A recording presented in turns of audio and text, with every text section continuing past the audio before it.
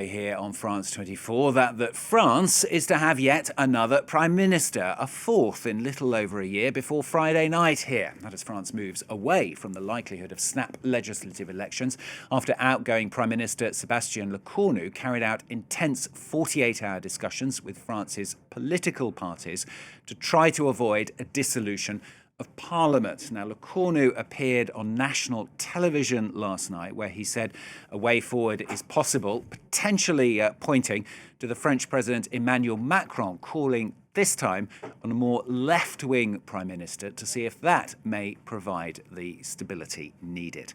Well, joining me here on set now is our French political editor, Marc Perelman. Marc, we've waiting, really, aren't we, to find now for the next 36 hours or so before there is some kind of announcement, assuming that's when it happens, from Emmanuel Macron, to find out who is going to be number 4 in the list. Yes, we should know the answer by tomorrow night, Friday night, according to the new deadline that was provided by the outgoing Prime Minister, who went on national television yesterday to say that he believes there is hope that the President will be able to appoint a new Prime Minister within 48 hours. He had himself been given 48 hours before that by the President to try to negotiate. He didn't give any hint about who that person would be, what camp that person would belong to. So it's really a mystery right now. But clearly, he also said that the President himself would hold discussions because obviously he is the one appointing the Prime Minister. And there's the issue of the Prime Minister, but then there's the issue of the government. I mean, one can hardly imagine that he would appoint a Prime Minister who would then spend weeks and weeks trying to form a government. Why is that? Because the budgetary clock is ticking.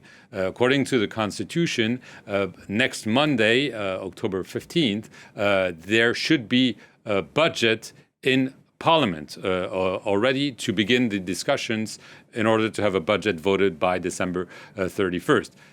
The outgoing Prime Minister, Sébastien Lecornu, said he would present himself such a budget in order not to be late for a vote. But obviously, this will be open to discussion, amendments by the new Prime Minister. So the big question is, Emmanuel Macron failed 3 times with a Prime Minister either part of his movement or allied with his movement, center-right.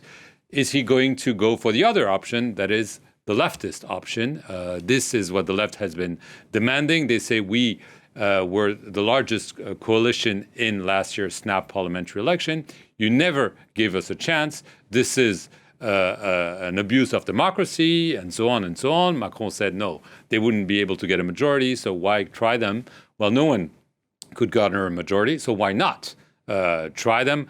And obviously, this will be very complicated because the left has already said they want some concessions, especially going back on the one main key reform that was passed since Emmanuel Macron's re-election, the pension reform. Yeah, I mean, we were sitting here talking this time yesterday, Marc, and we were hearing from Lecornu last night, who seemed to be saying there could be a deal. We assume he was talking about the Socialist Party there. The Socialists seemed very much more hesitant yesterday when they came out of meeting with him from Matignon. It's going to be interesting, isn't it, to see whether it is the Socialists he goes for, and as you say, therefore, the pension reform, the big stumbling block, as it were. Yes, and clearly there was a trial balloon launched by the person who was the Prime Minister and who rammed through in the spring of 2023 the pension reform through Parliament, Elisabeth Borne, who happens to be the outgoing education minister. She was on radio this morning,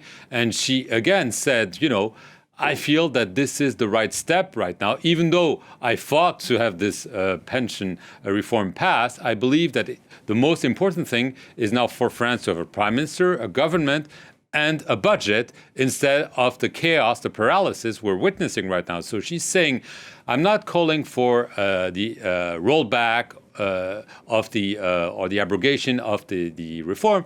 I'm saying we should suspend it, not necessarily all the reform, until the presidential elections scheduled in 2027 to calm things down, have a good conversation. And yesterday night, the outgoing Prime Minister, Sébastien Lecornu, didn't call for a suspension, but he said, I believe we need to have a debate about this reform. I believe we didn't have this debate in Parliament because it was rammed through Parliament without a vote, and he believes this is, quote unquote, a democratic wound, and that this should be addressed. So he didn't say how. He said, I'm going out. So it's not for me to say, but clearly the fact that he publicly is saying there should be a debate about this issue that is so dear to the left probably is a way of saying we might try the left. The other option would be, and we know Emmanuel Macron has had talks previously, not necessarily now, but probably now as well, with figures from outside politics. We know that he was trying to woo at some point reformist trade union leader Laurent Berger, or some people a former CEO of Renault and so on. So he's also trying to see if there is maybe a figure that would not be a polarizing political figure, someone who has a more technocratic profile or civil society profile that would be able to take the baton of prime minister and pass a budget. The problem is that you're seeing how much politicking is going on. And so if someone who's out of politics arrives, it might be difficult to get the support. He might get some neutrality. But obviously, it's a very, very crucial choice for Emmanuel Macron because one thing seems clear. It's probably his last chance before being forced to call for a dissolution. Because if this prime minister, whoever that may be, doesn't fly, he will be probably forced to call for a snap election, and the polls are showing that his camp would be the big loser if that was to happen.